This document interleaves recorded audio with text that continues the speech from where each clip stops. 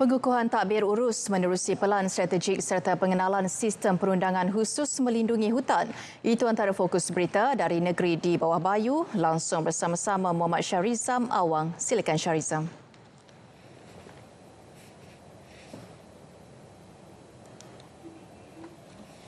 Ya, Farhatul. Kerajaan negeri membuktikan kesungguhan melindungi hutan dan mengamalkan dagangan bertanggungjawab dengan melancarkan buku Sistem Jaminan Perundangan Kayu Sabah Plus atau Sabah TLAS Plus. Majlis pelancaran disempurnakan Menteri Kewangan Negeri Datuk Seri Panglima Masidi Manjun yang mewakili Ketua Menteri Datuk Seri Panglima Haji Jinor di Kota Kinabalu.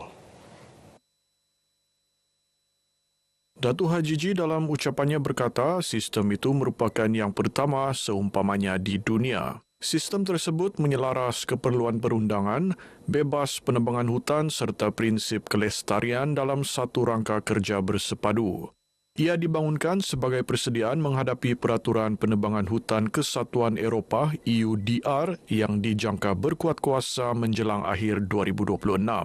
Ketua Menteri berkata, Sabah TLAS Plus mengintegrasikan kebolehjejakan digital, geolokasi serta perlindungan sosial dan alam sekitar bagi memastikan ketelusan rantaian bekalan kayu. Ketika ditemui media, Datuk Masidi berkata pelaksanaan TLAS Plus membolehkan pengeluar kayu Sabah kekal berdaya saing dan memenuhi keperluan pasaran global berteraskan tadbir urus dan kelestarian. We are on track. In fact, some of our timber, I went through the exhibition just now, some of them are already exporting to EU. And as the Chief Minister says in his speech, in fact, we are the first one to comply with all the rigid requirements that were set down by EU to enable our timber product to be marketed in EU countries. Pelan strategik Jabatan Hal Ehwal Anak Negeri Sabah JHANS 2026-2030 langkah penting memperkukuh tadbir urus, kecekapan pentadbiran serta kualiti penyampaian perkhidmatan kepada rakyat. Pelan strategik itu bukan lagi satu pilihan tetapi keperluan mandatori bagi menetapkan hala tuju, matlamat dan strategi organisasi. Menteri Kerajaan Tempatan dan Perumahan Datuk Dr. Muhammad Arifin Muhammad Arif berkata, tanpa pelan strategik jelas, sesebuah organisasi berisiko bergerak tanpa arah dan sukar mengukur prestasi serta keberkesanan perkhidmatan. Yang mana sangat penting sebagai kompas hala tuju kepada jabatan ini dalam melaksanakan misi dan visi. Ya, saya bersama dengan dua pembantu menteri saya melihat keperluan betapa keindahan, kebersihan merupakan salah satu daripada perkara yang penting yang kita akan fokus melalui kementerian kita dan injinnya, salah satu injinnya adalah JIHAN, yaitu ketua-ketua di daerah masing-masing. Datuk Dr. Muhammad Arifin menyatakan demikian kepada media selepas merasmikan pelan strategik JHANS 2026-2030 di Kota Kinabalu. Beliau berharap pelan strategik ini dapat menjadi contoh kepada jabatan dan agensi lain, khususnya aspek perancangan, pengurusan perubahan dan pemantauan prestasi. Sementara itu, Kementerian Wanita, Kesihatan dan Kesejahteraan Rakyat KWKKR merangkah hala tuju strategik 2026 bagi memacu kesejahteraan rakyat. Dua perkara utama terkandung dalam hala tuju strategik tersebut iaitu organisasi peneraju perkhidmatan sosial serta budaya kerja agresif dan berani. Menterinya Datuk Julita Majungki berkata, fokus utama 2026 membabitkan 5 teras kesejahteraan iaitu pemerkasaan wanita sebagai aset negeri, transformasi kesihatan luar bandar, kebajikan sosial dan kos sara hidup, tadbir urus berintegriti dan kolaborasi serta komuniti bebas dadah dan keluarga berdaya tahan.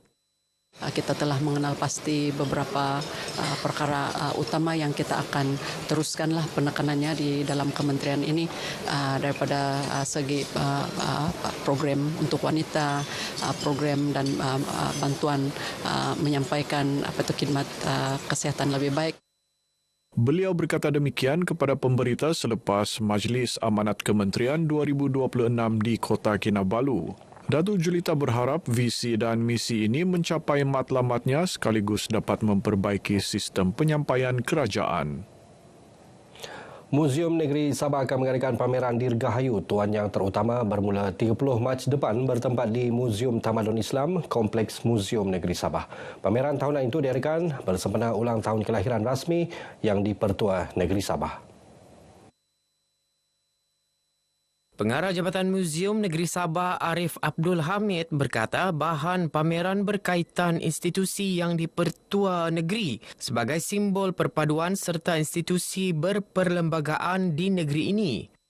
Apa yang paling penting, pameran ini juga diharapkan akan menjadi wadah dan medium pendidikan kepada generasi muda, terutama kepada para pelajar dan juga orang awam, untuk melihat sendiri bagaimana peranan Tuan Yang Terhormat Tun dalam hal-hal sosial dan kemasyarakatan.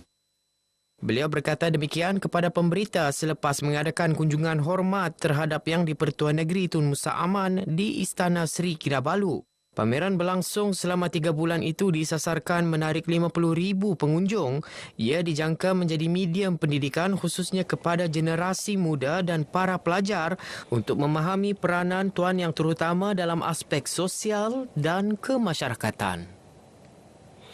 27,000 kilogram produk ayam sejuk beku tanpa permit import berjaya dirampas Jabatan Perkhidmatan Veteriner DVS Sabah di Kota Kinabalu pada Jumaat. Nilai rampasan dianggarkan RM268,410. DVS Sabah dalam satu kenyataan memberitahu operasi melibatkan pemeriksaan sebuah kontena di Pelabuhan Sepanggar sebelum tindakan susulan diambil di sebuah premis bilik sejuk di Inanam Laut. Pemeriksaan mendapati pemilik gagal mengemukakan sebarang permit atau lesen import yang dikeluarkan oleh DVS.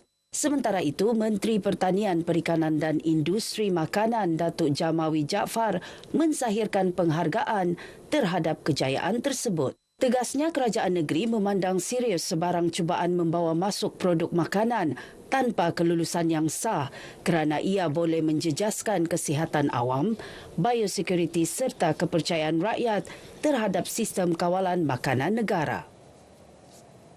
Langkah kerajaan mewajibkan subjek Bahasa Melayu dan Sejarah di semua peringkat sekolah termasuk sekolah antarabangsa, agama dan sekolah aliran sijil peperiksaan bersepadu UEC dilihat sebagai usaha strategik dalam membina jati diri nasional yang utuh dalam kalangan generasi alfa. Pelaksanaan dasar itu bukan sahaja dapat meningkatkan pemahaman sejarah negara dan penguasaan bahasa kebangsaan, malah mampu meningkatkan semangat patriotisme. Naib Chancellor University College Sabah Foundation, Dato' Dr. Rafiq Idris berkata, literasi sejarah dan kemahiran berbahasa melahirkan generasi bukan sahaja berilmu, malah menghargai akar umbi negara. Pelaksanaan dasar ini berpotensi untuk meningkatkan tahap patriotisme generasi akan datang jika dilaksanakan dengan kaedah yang lebih kontemporari serta menarik, yang boleh membuatkan kita lebih memahami sejarah dan peranan serta kerjasama pelbagai kaum dalam pembentukan Malaysia pada masa lalu. Datuk Dr. Rafiq menyatakan demikian ketika mengulas langkah kerajaan mewajibkan pengambilan subjek Bahasa Melayu dan Sejarah dalam sijil pelajaran Malaysia bagi semua aliran pendidikan termasuk sekolah bukan kebangsaan bermula tahun ini.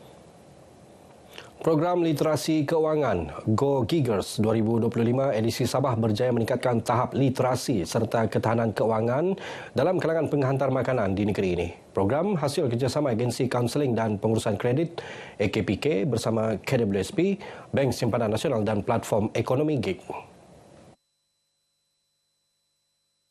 Pemangku Ketua Pegawai Eksekutif AKPK, Azman Hashim berkata, kejayaan itu membuktikan pekerja sektor ekonomi gig mampu membina masa depan kewangan yang stabil dengan bimbingan dan disiplin yang betul.